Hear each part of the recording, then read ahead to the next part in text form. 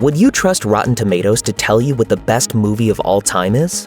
Yeah, once we saw what their pick was and exactly how it ended up in the #1 slot, we decided that we're pretty much done looking to them for this sort of recommendation. So, what is it? Is it the most predictable, tired choice ever that always ends up at the top of these lists, like Casablanca or Citizen Kane? That's a mistake that will be corrected one of these days. Is it an obscure hipster choice that pretty much no one even likes that much, besides that one annoying guy you used to work with at the local coffee shop? You wanna fight? Nope, wrong again.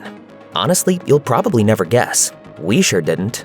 According to Rotten Tomatoes, 1997's LA Confidential is the best movie of all time. What? Yeah, we had pretty much the same reaction. Before we get into why we aren't on board with this choice, let us just say something. LA Confidential is a great movie. We're not denying that whatsoever. It's a tightly plotted film, and its phenomenal cast brings this intensely corrupt era of Los Angeles to life in a myriad of compelling ways. Dudley killed Jack. He wants you to kill me. Still though, it's not as if it's so good that it stands above so many other well-known movies that could arguably deserve the #1 slot, like No Country for Old Men, or Pulp Fiction, or Eternal Sunshine of the Spotless Mind, or any number of others that end up in the countless top 10 lists out there. So what's the deal?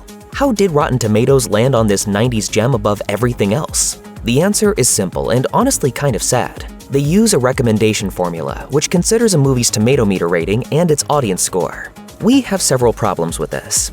First off, the audience score is useless.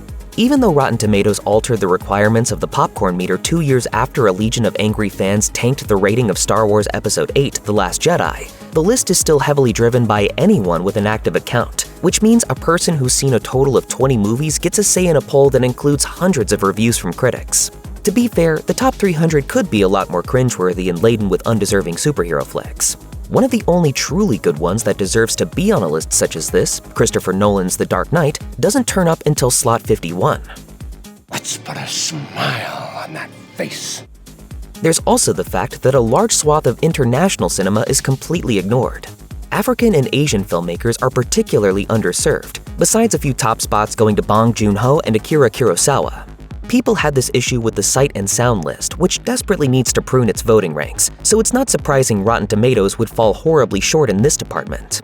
But what's the purpose of compiling a list like this if you're going to exclude the people who know the most about the subject and instead let the uninitiated masses have the final say? Never forget that Rotten Tomatoes is an aggregation site, and their best of list is possibly the most sobering reminder of that fact.